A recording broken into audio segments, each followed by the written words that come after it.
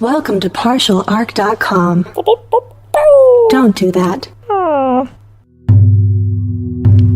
In the grim darkness of the far future, there is only war. And a lot of weird shit.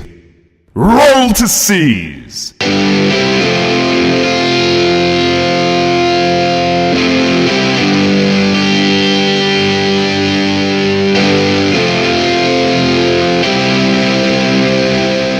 Welcome to Roll to Seize. This is episode 37. I'm your host, Jay Jones, and I'm joined by my co-host and Warhammer enthusiast, Andrew Dickinger. That's me. Andrew, in the library, have you noticed things have been in flux lately? I mean, they seem to always be in flux. Yeah, but it feels like, one thing is one way, I go down one corridor, I come back and the books are in a completely different area. But we are in the warp, Jay. Yeah, I know, but I feel like the Black Library, acting as a library, would have more order. I mean, I don't know if you've heard about this, but there was this system, this old system, thousands and thousands of years ago by somebody like Arch Dewey or Dewey Decimal. I don't know. He had some crazy archaic system, and I know we've improved upon it millions and millions of times, especially, I forget the Farseer's name. Was it Farseer Dewey? I believe it was the Second Coming. Oh, yeah. I mean, maybe. The one who was trying to develop a system to literally order chaos? Yeah, order chaos, because it's one thing to have books organized in material world, but when you're organizing books in the warp as well as webway, you get all these kind of fifth dimensional organizations, and I think that Farseer really nailed it down. Yeah, I mean, you don't really know how hard it is to read books in the Black Library until you have to have the capability to perceive a book before you can actually start reading it. Okay, it's in aisle 3255. Okay, it's in row 622. All right, here I am. And it's in think about when you were a child, 2 seconds after your third birthday. Wait a second. Wait. Fuck. Oh, you went to that one? I went to the one that just said 9-dimensional hierarchy required, and I don't even know what that means. Wait, and then it says a subsection below, feeling. It's you have to have a specific feeling at a specific time. It's difficult, guys. It's difficult to check out a book in this library. We more or less grab at whatever's around, but what we're trying to say is things are changing pretty quickly back and forth in this kind of new universe we're in. The Higher Power Games Workshop has decided to actively modify their game in a way that's never been seen before. Oh my god, an FAQ just came out this past Sunday on the 23rd, and they just FAQ'd, I think, less than 30 days ago, maybe. It may have been just a month ago. Yeah. It's at that tipping point. My goodness, to get this many FAQs on 8th edition this quickly is crazy. You mean not a FAQ once a year? Yeah, I mean, that's wild. I mean, this is truly, they were speaking about it being a living edition, but this is truly a living edition. This is one of those things where before you go to a tournament now, you should absolutely review your FAQ before you go. I guess we can just jump right into some of the significant changes we saw, Gene Stealer Cult, Gene Stealers dropping from 18 points to 10 points are now back up to 15 You points. mean the Pure Strain one? Pure Strain Gene Stealers. Yeah. Oh, Gene Stealer Cult Gene Stealers. Yeah. Pure Strain Gene Stealers. Which was crazy, because at first they were 18 and everybody was like, I'm not going to take those. Then they dropped to 10 and everybody was like, whoa, 10 points. And then they were like, whoop, back up to 15. So if you're purchasing Pure Strain Gene Stealers, you got to feel pretty all over the place right now. I can already see the rumblings going of, they're 5 points more than the regular Gene Stealers and stuff like that. But the difference is that you have Cult Ambush on Pure Strain Gene Stealers. Which is a big add. With Cult Ambush, you have a 33% chance to get either D6 closer to the unit that you want to charge, or you just get to do a full movement and it's a guaranteed charge. That's true. A 5, you get the D6 or you can shoot, which they don't have guns, so you're going to move D6. They growl at you. They're angry. Yeah. Or hiss? Yeah, maybe? I guess they hiss. They wouldn't growl. More like xenomorphs, Jay. Xenomorphs. They hiss. Any Gene Stealer survivors out there, please tell us, what noise do they make before your entire world is plummeted into darkness and nightmares? I mean, I'd say that it's a good balance, especially because you need some kind of buffer, or the spam is gets real strong. Ooh. And I think, they've lately, I've noticed in a lot of the FAQs, they've been working pretty hard against some of that spam that we're seeing more and more. I wanted to call out two of my favorite FAQs that happened to two different armies for me, and I was wondering, Andrew, if you'd like to call out an FAQ you really enjoyed as well. So the two that I really liked, and there were a bunch in there that actually helped, some Eldari stuff. There was some in there that help Necrons as well. I've been playing mostly Harlequins lately. There's one in Harlequins that I got really excited about, which when I first saw it when it was released, I was like, why? I guess maybe it's a nerf. They don't want him to be powerful. Is he that powerful, though? And it was for the Solitaire. And the Solitaire before was missing a keyword, the mask keyword. Yeah. And the mask keyword in Harlequins is incredibly important. It's for everything. The Shadow Seer with her buffs protects Harlequins with that ability. So the big key one is the Troop Master. The Troop Master's special ability is reroll wounds in the fight phase for mask units. And the Solitaire didn't have it, and I was like, no, this is such an incredibly, almost in some cases, I feel necessary. Required. It's required. For them to be able to take on bigger, nastier units, because they don't really have much in the way of long range just within Harlequins. So for the Solitaire not to be able to benefit from that was a real bummer, because that aura ability is really key for them. And now in the new FAQ, they dropped in Solitaire gets the mask keyword. So I was very happy about that. The other one I wanted to call out for another army is Necrons, which I think is a big sigh of relief for any players who got this model and then maybe look closer at the stats and were like, wait, what? And it was for the Monolith. The Monolith on paper, when it first came out, was a bit like, oh, wow, this looks incredible. And I do want to clarify, I haven't played many games with the Monolith, but just from first playing with it and seeing it and kind of getting a better understanding of it, it starts at a 4+ for its ballistic skill and degrades to a 5 and then a 6. And it's really frustrating for almost everything in Necrons has a 3+ ballistic skill, and this Monolith has a 4+, and it has a lot of shots, but when you start at 4+ and degrade down to 6, it's really punishing for that unit. Well, specifically for a unit that's all of its damage is shooting. Yeah, so they finally updated in this recent FAQ. It is 3+, 4+, 5+, and that makes me really happy. So those are the two FAQs I was pretty pumped about. Andrew, what about you? So the two that I want to talk about, one is just really happy because even though I haven't been playing a lot of Tau lately, there was one, so they mistook how something functioned and then didn't realize it until it was too late, and that's shield drones. So shield drones have a 4+ invul save. They've always had that. Yeah. But now with the Savior Protocols back into play, which they had back in 4th edition when their book first came out, Savior Protocols allows the drones to essentially jump in the way of shots to units that are close to them. Which is a really cool ability. That's what they had originally. It was awesome, and then when they lost it, it was really sad, but now it's back. The problem is it deals mortal wounds to the drones, which meant that having a shield drone was basically pointless because the only time it would ever use his shield is if you shot the drone directly the drone, specifically. Which you're not going to. Okay. I guess maybe if you just need to get rid of them because they're by themselves because drones are separate units now, but it was just seems like that was overlooked, right? Because why not just take a gun drone instead, which just has a regular 4+ save except guns? But now they changed it, so essentially it has a 5+ feel no pain against unsaved wounds, which includes mortal wounds. So that's really cool, is that the shield drone now actually can save against jumping in the way, so its shield actually matters. Yeah, finally. Now the second one I want to point out, it's not all the way where it should be, but it's at least a step forward. And that's the Death Leaper. So the Death Leaper, I love the fluff behind the Death Leaper. Yeah. It's one of my favorite characters. He's not bad in the game. I think he's... To his credit, in the games that you've played with me, with the Death Leaper, he's killed quite a few characters. Yeah, he's great at harassing, the backfield outliers, like a Psyker that you keep in the back that, I've been the terror of one of our friends' orcs lists because he keeps a weird boy in the back to teleport units to the front lines. Yep.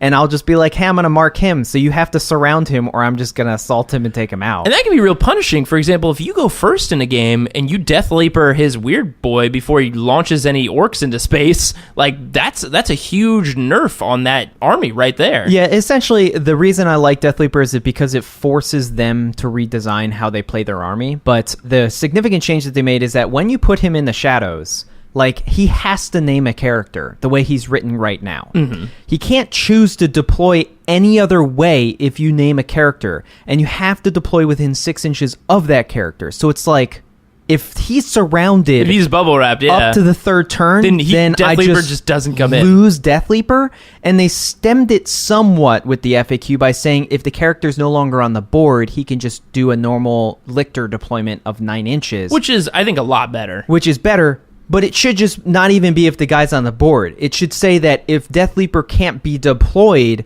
in parentheses, because the character is no longer on the board, or because there's no space within 6 inches to deploy Death Leaper, then he can do a normal 9-inch deep strike. Right. So it's on the way there. I guess it's halfway there. It still needs a way to resolve if he can't be placed because the character's just surrounded by 60 conscripts, and there's no way you can delete those.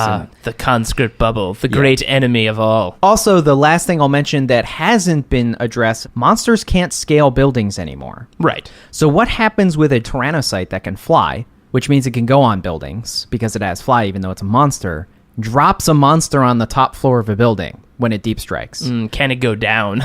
Is the monster then just stuck there forever? Because you can't trapped on the top of the building. Yeah, because you can't re-enter the just trying to put one claw down. Like, no, it's too far. Yeah, I can't get down. Because you can't re-enter the Tyrannocyte, so it's like you can't scale up buildings. Can you descale buildings? Can you jump off of them? Well, see, truly the biggest fear of tyrannid creatures are stairs. They don't understand them. They don't know what they're for. They believe they're a creature of some type. They've never needed them before, Jay. They all Tyrannid high fleet ships just have ramps. Yeah, they of course. Ramp accessible. Ramp technology in Tyrannids is a must, and it's heresy for Tyrannids to deal with stairs. So clearly, that is why they cannot deal with them.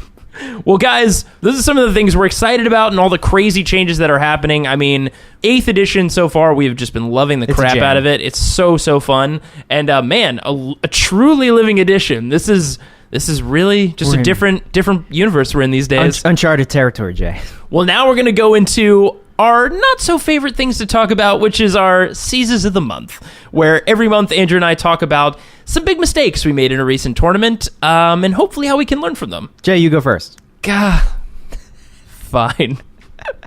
So I've just been jamming on my Harlequins. I've been loving them so much. I brought them to the last tournament, and basically with this list, it's similar to the one I had before. This time I decided to remove the Solitaire. Again, this was before the Solitaire got a nice FAQ, and also kind of remove any of the additional kind of chafe, really, and stick with just full-on Harlequin troops. It was 6 Star Weavers, 6 troops with a whole bunch of fusion guns and a troop master in every single one. Well, yeah, I think the chaff that you removed before was really just the Spirit Seers because they weren't as effective in your list because you were always in transports. I was always in transports, yeah. And the Spirit Seers, they don't add that much unless you're doing like kind of like a foot dart, in my opinion. I feel you need to have them on foot if you're going to use them. Because also they're really good abilities, like the Twilight one or Pathways, I think, where it lets somebody do a double move. They got to be on the ground to use that psychic power. Yeah, you got to be close. You have to be on the ground, and their aura only affects them when they're outside of a transports. It's ground and pound. Like, you got to ground and pound with them. And if you're getting close enough with them coming out of transports, hopefully you're solving your problems not with psychic powers, but with fusion guns with and overwhelming firepower. The J methodology. Yep. Solve any problem with overwhelming firepower. How much more fusion guns can I give this unit? Let's keep giving them fusion guns. But basically, I had 6 Star Weavers filled with 6 troops, 6 troop masters. They were ready to go, and my opponent, and this was the first game of the tournament, was against just a whole bunch of knights. It was Renegade Knights. It was Renegade Knights. It was 3 Renegade Knights, a bunch of little conscript buddies, and these things called, I believe they're called Mal Sorcerers. It's a Forge World unit. It's a character. It's a character. It's 30 points. It is a character with 5 wounds, a 4-up invul, and can smite, and also, in addition, gain access to 2 Renegade Psychic powers. 30 points. That is bonkers. That's crazy. So he had, I think 5 or 6 of them running in a blob for smite spam, because they're full smite capabilities. Yeah. Behind the conscripts, and then behind all of them were these 3 Renegade Knights.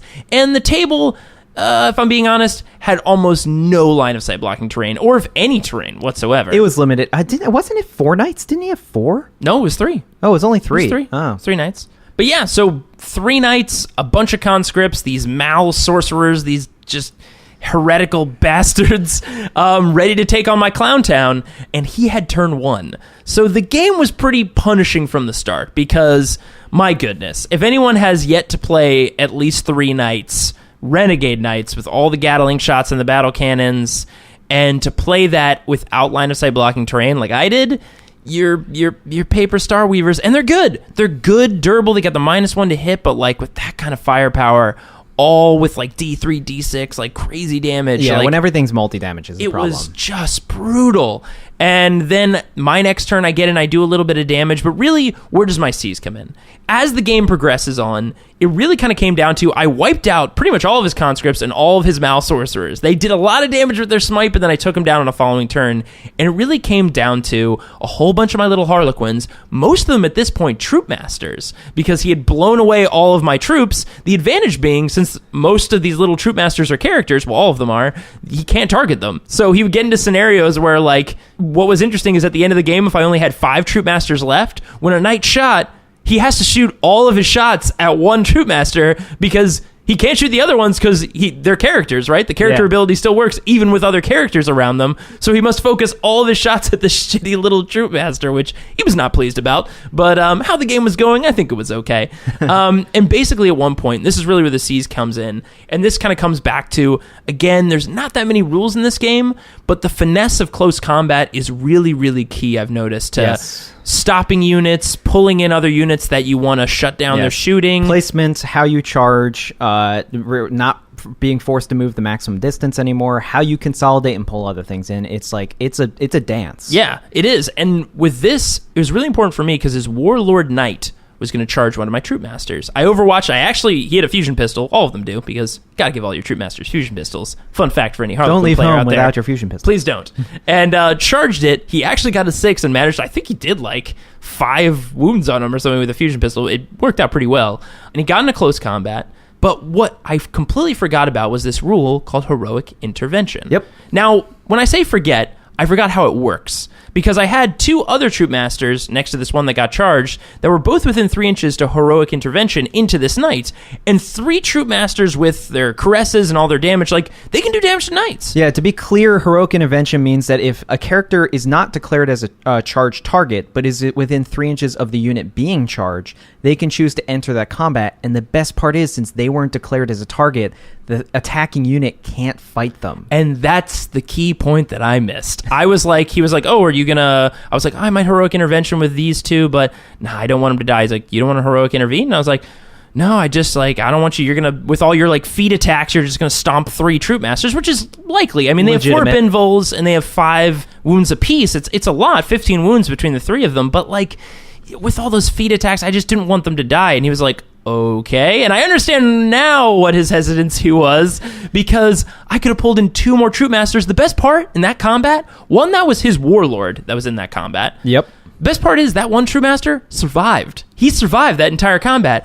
And he swung back, and actually I think he did like 2 or 3 more wounds, because with a caress and re-rolling wounds with their special ability, I mean, you're 5 ups. Good. 5 ups and then 5 ups again. And the thing is, if I pulled in 2 more troop masters, I could have gotten this Warlord down to almost basically death levels. In the following turn, I almost killed it with fusion guns and a lot of different shots. If I had just heroic intervened my 2 other troop masters and known that I wasn't going to get attacked, I actually could have killed his Warlord that game. I lost the game, and there were a lot of other things in play there, but that was a big swinging moment of me basically losing an opportunity to remove not only one of the 3 knights, but his Warlord. Yeah. So guys, definitely understand the close combat rules, really read through them and get a feel for them. And that was my C's. So Andrew, what's your C's? So I've been, hard hammering on NIDs because it's a whole new world for NIDs. And they have an actual good codex. They have good units now. Good index, not good codex yet. No codex yet. Don't worry. It'll come out and be like, oh yeah, everything we gave you, just forget about that. It'll be 9th edition. You're going back to 7th edition Tyrants. Oh, fuck you. But yeah, my first match and second match weren't a problem like it was for Jay. The problem was against my last match, and this was actually, I made it to top table, surprisingly. Yeah. This was against the guy who ended up winning the tournament, which was 80 Colt Gene Stealers with 2 Patriarchs, and then the artillery. And in the a back. whole bunch of artillery. And granted, his rolls were ungodly, like his first 2 ambushes with his Gene Stealer units when they came in were both 6s. Well, the 6-armed Emperor was on his side. Apparently. Clearly. But I had a unit of 30 Gene Stealers and a Turvagon because I wanted to, once again, I'm in this experimental period. Mixing it up, trying different things. Need to try stuff out. And I made a huge mistake. And my huge mistake was leaving that unit of Termagants with the Turvagon in my backfield in cover, which didn't matter because he had Earthshaker artillery. Yeah. So I wasn't going to get saves anyway. So I don't know what I was thinking with that. I'm still like in that 7th edition like nook where Yeah, that's where how you're I like, you have to put play stuff them. into cover and you're like, oh, cover's good, right? And then Yeah. you're just like, oh, right, it's only a +1 to my armor save. Yeah. And look, in some situations, like, that +1 is a big deal. Like when you're just shooting straight 1 damage, no Ren guns at like Marines who now become 2-ups. That's incredible for those infantry guys. But against when people are using massed artillery, not the best choice. Not so great. What I should have done in retrospect is I should have just dominated the center of the field. I should have just had this blob of my entire army in the center of the field. Literally everything. Just with a Turbogon in the center, my Malanthrope protecting everybody, and then, with, like, there's Swarmy in there, there's Old One-Eye in there, there's all this stuff, and then just a huge bubble of 30 Termagants Basically around a Tyrannid present in the center of the board. And you just- want to unwrap that present? and just have it all just moving at him. Because then at that point, he literally doesn't have a way for his Gene Stealers to get to my juicy units inside. It's forcing him to go after the 30 Termagants, which is like, who the fuck wants to go after 30 Termagants with 80 Gene Stealers? Like, and that feels like a real waste of a charge. and that's the best part is that, like, you don't put them... The old bubble wrap method is you put them, like, point blank next to the things that are bubble wrapping. The best bubble wrap method, actually, is to have a huge gap. Like, put the maximum spread. Because then, if they need to fall back, there's room to fall back.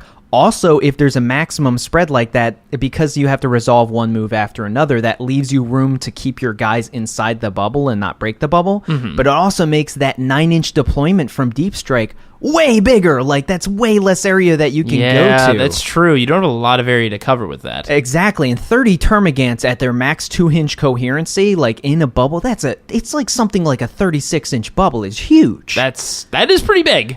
So yeah, I should have done that in the center of the board and basically just denied him his real damage-dealing unit to my army, which was the 80 Gene Stealers with 2 Patriots. It's a lot. There's a lot of Gene Stealers. If I just denied that, it would have been like, you have a tough choice. Because I also had Deep Striking Rippers, which I'll get into in a second. He would have a tough choice. He either goes first, brings everything in before I move, and then I have basically the initiative on all of his units. Or he gives me first turn, I get up to the center of the board, because we're doing Vanguard-style deployment. I get up to the center of the board. I've basically taken the center of the board now, and then I also get the chance to deep strike my Rippers, which Rippers are, like, the best, in my opinion, denial for enemy deep strikers, because they can spread out. Like, 3 units of Rippers can make a bubble of nearly 40 inches of you cannot deploy here. So I could have just been like, hey, I'm in the center of the board. My Rippers are filling all the gaps. You can only deploy on your side where all of your artillery is, or you don't deploy your Gene Stealers at all. True, yeah, because you can just shut that down. And then it's like, it's all in one wave, and then I have the initiative. And then if you don't, that's the best part, is if he didn't get a lot of charges off and didn't kill all the Termagants, then I just chuck 10 more in and just keep that wall alive. And it's just like, it was a big mistake. Instead, I left that unit in the back and then sent up my Zoanthropes and all my other stuff in a smaller bubble, which allowed him to completely surround them with 80 Gene Stealers and assault them with everything. And it was just like, I lost everything in that one misstep. It was just nearly my entire army was gone in one turn. Hey, the bubble wrap, it's big in this edition, especially when you're facing a lot of that, like, crazy close combat turn 1, whether it's Gene Stealers from Gene Stealer Cult or it's like Orcs, for example. Exactly, yeah. I mean, it's and I'm not saying it's not necessarily just bubble wrap. It's also just deployment of your screens. I would say it's more screens because than bubble it's wrap. bubble wrap and deterrent, because like you said, with all the deep strike now being 9 inches, it's not only bubble wrap to protect from an initial close combat hit, but also to deter from placement. It's area denial. Yeah. And that's why I've largely been considering having 6 units of Rippers, because if there's an army like that, or if it's like drop pod Marines or something, and I am able to get the first turn, you can start denying placement on the board. I'll just put them everywhere, because remember, that deployment happens before he can shoot them or smite them or anything, which means if I coat the board, he can't place things. Yeah, that's a good point. But So, yeah. still, clearly, Fucked it up. We're both still dummies. we had a couple months already, and we're still making mistakes, and we'll Plenty of continue to do so. Well, guys, those are our Seasons of the Month, and that'll take us to the Brown Library.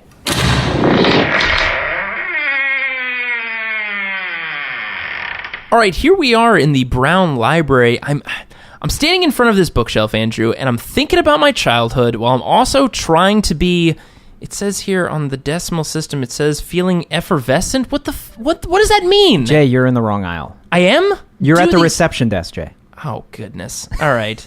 I don't get this new book ordering system and how to access things in ninth dimensions. It's just, it's really tricky. The Harlequin is staring at you and getting uncomfortable. Yeah, I get it. All right. Okay, fine. Just, I'll figure this out eventually. But what are we talking about in this month's Brown Library segment? So this is officially our first list of 8th edition. It is. And being as selfish as I am, it is going to be a NID list.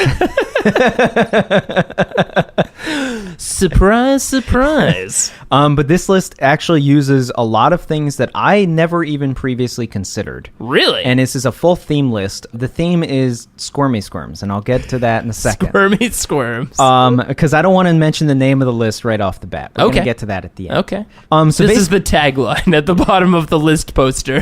Squirmy Squirms, coming this fall. So the theme of the list is the snakes and Tyranids. And specifically, like, I never in any previous editions considered using things like Raveners or Trigons. Yeah. Or I literally forgot about Raveners until you just mentioned them. Yeah. Nobody remembers them. But yeah, so like they're all good now. Like I've always considered using single Molochs. I didn't even ever like really use them consistently. Yeah, they were definitely a higher pick in 7th edition out of the many things that you could or would take. But yeah, I mean, Trigons and Raveners, absolutely not. Yeah, the problem with Molochs in the previous editions is inconsistency. Like they were very good as like a more of an annoying factor, like because the double bombing could just wipe out a unit. Oh yeah, and I believe we have an episode here at Roll to Seize where I talked about the one Moloch that was like basically James Bond for the Tyranids and like sniped all the key stuff by randomly scattering into all of my units. Yep, and I just notoriously rolled terrible scatters in the previous edition. Always. Just always. So it was just like he hits maybe once of 6 times. But Trigons, yeah, I never even considered Trigons. I never even considered Raveners. I just thought they weren't very good. But in this edition, like the worms, the fucking snakes, dude, are really, really powerful. House Slytherin on the Tyranid Hive Fleet is strong as hell now. Yeah. We will sort you into which hive fleet you best belong. So this list had to focus on a few things specifically. Everything, if possible, had to be snake-like in some regard. Of course. It also had to have 3 units specifically. It had to have at least 1 Trigon, had to have at least 1 Moloch, had to have at least 1 Ravener unit. And then, of course, has to have the Red Terror in it. Because what kind of list would it be without the Red Terror in it? Oh, yeah. You forgot about the Red Terror? No, man. It's coming for you. Because the Red Terror, he's... I've used him a couple times now. He's more fun than he is good. He can be a real stick in the mud. That's for sure. Because it's like a thing that you can't really ignore because he moves 12 inches. Yeah. And he's got 6 attacks. And depending on what he goes after, he can really screw you over. Yeah, because he's got 6 attacks that hits on 2s and rerolls 1s. That's good. He does well. And his Swallow Whole ability now is hilarious. Yeah, you can eat characters. I think in one game you tried to eat Imhotep the Stormlord. I did. I tried to eat him, and I tried to eat Illuminor Ceres. Just imagine like these 2 like ancient powerful overlords like walking and marching into battle, and just like the snake thing keeps coming up trying to eat them. Like, stop it. Stop trying to eat me. Jesus. I call him the Tyrannid Turkey because he just gobbles all day. But yeah, the best way that I found to actually run him is you deep strike him and don't try to charge. You deep strike him into like some kind of, because he's infantry, so you put him into some kind of line of sight blocking terrain. And even if someone can see him somehow, he still gets a little bit of an extra armor save boost. As well as he's a character, which means even though they can see him, if there's anything that's closer, they can't target him. Exactly. So you put him out of the way, and then next turn move 12 inches and then go ape shit on something. And typically I find in a lot of games when there's a lot of stuff going on, people tend to forget single character units that are just like in the back of buildings on like a bottom floor. I do that all the time. I believe I did that with a game of you and I recently where I think it was my own character. I placed him in another building and I was like, wait a second, I forgot that guy was there. I think the first game you played, you placed a Herald in a building and forgot about him, and then in the second game I had thrown 3 Ripper units in the bottom floor. Into multiple buildings, and I was like, wait, they're capturing other objectives? You're like, yeah, over there and there. And I was like, oh my god, what? But yeah, the Red Terror's Swallow Hole ability now is if he hits with at least 4 of his Scything Talon attacks, which hitting on 2s or rerolling 1s, you're gonna hit. Oh, yeah. Like always. I've literally never had him miss 4 attacks. It's just never happened. That's a bad day of rolling if that happens. That's a lot of 1s followed by a lot of 1s. I mean, we've had some bad rolls. We've had bad rolls before. But that's pretty horrendous. I've had 7 1s in a row, but I've never had 7 1s in a row that I also get to reroll. And so Jay and Andrew both rolled 12 1s in a row. They packed up their game and never played ever again. But the Swallow Hole ability, you hit with 4 of his Scything Talon attacks. You basically bypass wounding with those, so they don't do damage. And you roll a dice. And if that dice is equal to or above the wounds of a model that he's in combat with, it's just gone. It's just eaten. And let's keep this in mind here. And this almost happened in one of my games against Jay, against his Harlequin unit. Oh, yeah. His transports are 6 wounds. It says a model in combat, not a character or an infantry or anything. Just it's a eats model. the whole vehicle. Which meant if I rolled a 6 and with command points I can re-roll that, it would not have only eaten the Star Weaver, but all 6 Harlequins inside. Just gone. Just removed from the game because the transport's gone, which means they don't have a place to disembark from. Pretty strong. And it's great because it bypasses any type of save. You don't get saves against it. It's just gone. Oof. It's just gone from the game. So it's hilarious. But his other ability is Ravener units within 6 inches of him have an ability called Feeding Frenzy, which means they add 1 to their hit rolls. Oh, that's cool. Which is actually really good. This is where I'm on the fence and why I left some leftover points in this list, because you can adjust the Raveners accordingly. And I'll get to that in a second. So the core of this list, it's a battalion and a spearhead detachment. So the battalion detachment is just 2 Malanthropes as your HQs, because Malanthropes are great. Oh my goodness. So good. So good.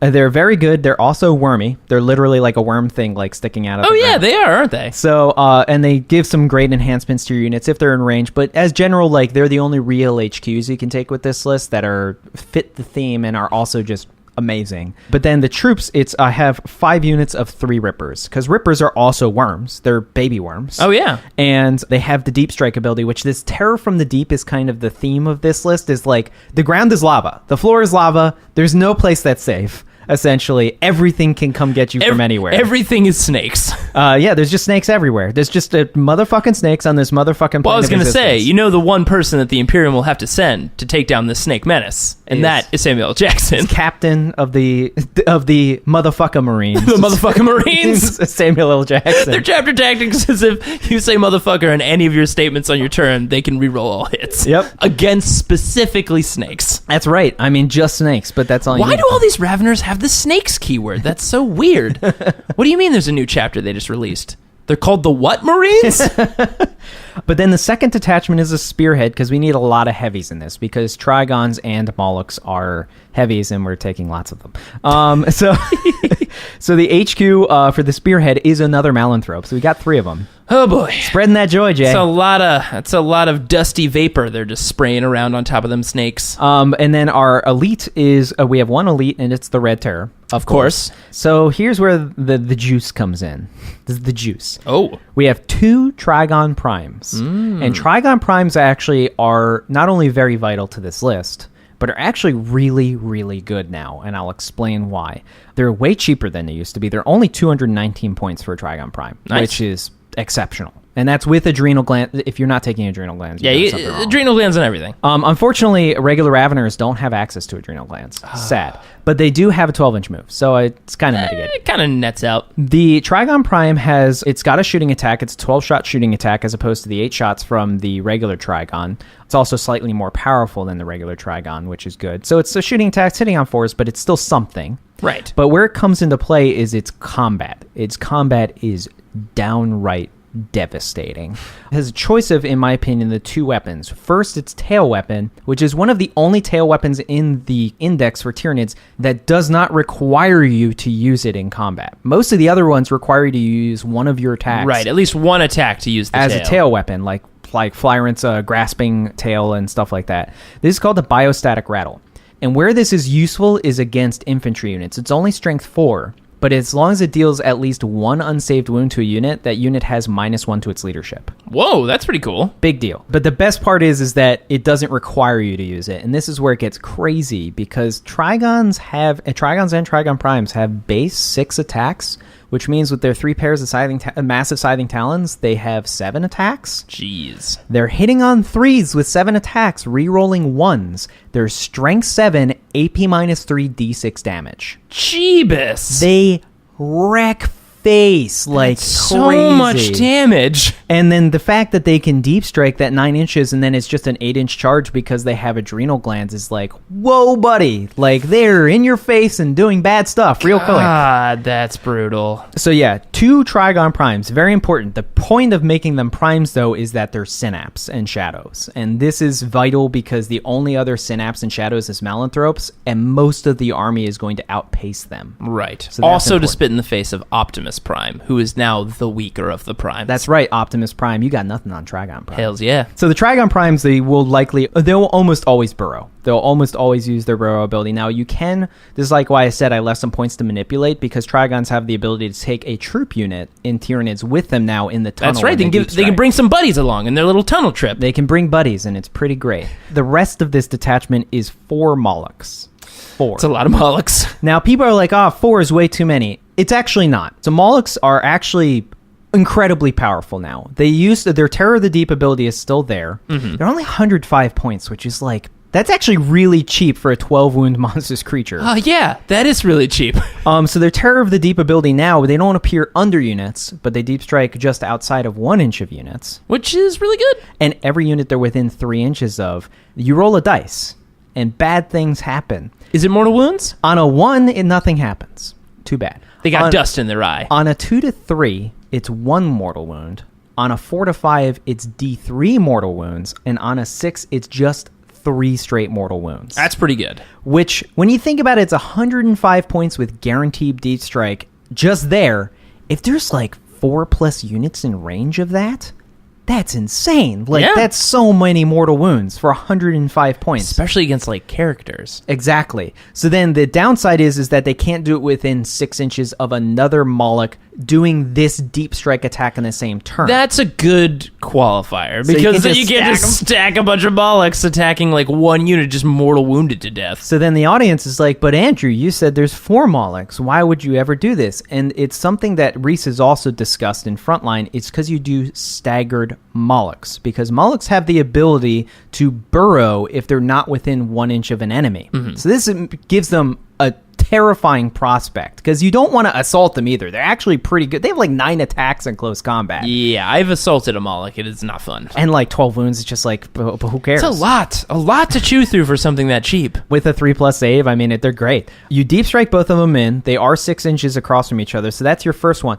Turn 1, you keep 2 on the board, because they can burrow turn 1 in your deployment zone. So this means that the 2 that are there, if they're still stuck there, then you can still do your Terror from the Deep, because it specifically says only other Molochs that are doing this attack this turn, which means that if other Molochs are already there, you can still be within 1 inch of them. Right, you just can't burrow at the same time next to another burrower. Exactly. Well, as we all know, with tunneling rules, you don't cross burrow streams. That's right. That leads to truly catastrophic events. Unless an extra dimensional deity comes into and play. then you always cross burrow streams. That's right. So that's what you do with these 4 Molochs, is you deep strike 2 turn 1, you burrow 2 turn 1, then turn 2 comes into play. Those 2, if they're not engaged in combat, burrow again, and then the next 2 come in, and it's just this leapfrog shit Of just burrow on burrow action. And it's so many mortal wounds, it's just like, that shit adds up real quick. Yeah, and that's the thing. With 4 12-wound monsters, it becomes very taxing to try to kill all of them. And people are like, well, why don't you just engage them in combat with some screen unit, and then, well, here's the problem, is that there's also 3 units of Raveners. 3 units of 9 Raveners. I'll clarify. That's a lot. It's a lot of Raveners. That 3 units of 9 Raveners, they're 3 wounds apiece. They can deep strike in that 9 inches like anybody else, which means they're threatening turn 1. This is another reason I kept points open, is a 9-inch charge is a long charge. Mm-hmm. So you can give them some cheap guns to shoot if you don't think you're going to make your charges, which means they can come in their guaranteed gun range. Like, that's not bad. Snakes with guns, the ultimate enemy. Like, actually, one thing you can give them for 3 points is Spine Fists, 3-point Spine Fist is actually pretty good because since they're base 4 attacks, Spine Fists are only strength 3, but they have a number of shots equal to the number of attacks on the model, which means that each one of those Raveners is shooting 4 times. That's pretty good. And it's 12-inch range, which means with 9-inch deployment, you're in guaranteed range. That's actually really good. And it doesn't take up one of your melee weapons, which is important. That is key. Because this is where I'm really undecided. Raveners come with 2 pairs of Scything Talons, which are free. The key of having 2 pairs of Scything Talons is that not only do they reroll 1s in combat, but they also gain an additional attack for having more than 1 pair. That's true. So that bumps them to 5 attacks apiece. That's a pretty good multiplier. Rerolling 1s, and then if they're within 6 inches of the Red Terror, they're hitting. That's 45 attacks hitting on 2s, rerolling 1s. Like, that is awesome. But here's the counter side to that coin, is for 2 points, you can replace one of their pairs of Scything Talons with Rending Claws. Now, where this may be better, even though it increases their cost slightly, is it makes all of their damage by default -1 rend, which is valuable. It is. But then within the Red Terror, since it's add 1 to hit rolls, that means they're doing -4 on 5s and 6s. Yeah, that's pretty good. That's really important. Now, that does mean they lose 1 attack and they're more expensive, but it does mean in general they're going to be more deadly. That's a tough one, because having -1 is really powerful when you multiply it multiple times, especially if you've got units of these Raveners going in. When you have that -1 across on all of their attacks, yeah, I mean, that might, at the end of the day, add up to higher damage output. It's tough. Listen, guys, I used to be a world-famous mathematician, and then I got into a great math battle with another great math leader, and it fractured my mind. It poisoned you forever. And I forever can no longer do complicated math. Either way, I don't know, it's a tough call. Yeah, for me, it's 6 and 1/2 dozen in the other, because the Rending Claws are great against things that are relying on good armor saves, but then you have things like Trigons and Molochs to deal with the things with good armor saves. Whereas having the extra attack and the always re-rolling 1s because you're just using the Scything Talons and they're cheaper is a great against anything that's just invulnerable saves or bad saves in general, like conscripts. So it's like, I don't know which one is better. Yeah, the Rending Claws make Raveners better against things like Knights, but why are you throwing them at Knights when you should be throwing D6 damage Trigons at Knights? Yeah, that's definitely the better use for Knights. I think it's kind of comes down to like dealer's choice. I mean, play it out, see what, again, that's kind of like what fits for you. Not that it can't fit, it's what fits for you and your playstyle. And for me, for this list specifically, I chose to just keep them cheap and just have them with the double Scything Talons, because I think like against the things that their best job against is against like getting rid of screens. Most of those screens are either going to have 5+ invul saves or just bad saves in general, which means and you just want to put more damage on. You want volume. You just want as many attacks hitting as accurately as you can, and so that is the list. Jay, is 27 Raveners, 4 Molochs, 2 Trigon Primes to give synapse to the deep striking stuff, a Red Terror, 3 Malanthropes, and 5 units of Rippers. And this is basically how the army plays. Turn 1, because you need to have, a certain amount of units on the board. Turn 1, you have 3 Malanthropes, 2 Molochs, and then however many extra things like little Ripper units just to fill in. And then your turn 1 deep strike is 3 units of Raveners, 2 Molochs, 2 Trigon Primes, and the Red Terror. Jesus. All of that in your face, turn 1. That's a lot. That's a lot, turn 1. Snakes! Yeah. So what is the name of this list? I call this list Wormageddon. Coming this fall, Wormageddon, starring Samuel L. Jackson and the motherfucking Marines. Yeah. That's amazing. So I love it, and the fact that something like this is even viable is just like, I'm giddy. Like, it's just like, yeah, you can have literally a fucking worm snakes army for Tyranids, and it's actually probably good. Yeah. So wow. That's awesome. All right, guys, Wormageddon. So that was our episode 37 of Roll to Seize. We'll be posting a new episode of this segment every last Wednesday of the month, with episodes of Dark Heresy the first and second Wednesday, and 40K Arena every third Wednesday. And if you'd like to download more episodes or check out other similar podcasts, head over to partialarc.com. Also, some exciting news. Andrew and I and the rest of the Partial Arc crew are going to be at Gen Con this year. Hell yeah. Yeah, we're going to be there showcasing actually a board game we created which is crazy, and you did all the awesome art for. I did the art for it, yes. It is was called a lot of art. It is called Mortals. So definitely come check it out. We're going to be in the First Exposure Playtest Hall August 18th through August 19th. That's the Friday and Saturday of Gen Con. So swing by, say hi if you just want to talk to us about Roll to Seize or even our other podcast, Friday Night Quests, or hey, sit down and play Mortals. It's a really fun game. Yep. So guys, as always, you can email us any questions at rolltoseize@gmail.com or chat with us on dakadaka.com and help us decide the next Brown Library segment. Of course, you can always follow us on Twitter and Instagram for tournament and model picks at Partial Arc. Thanks for listening, and hopefully we'll see you guys at Gen Con! Yeah!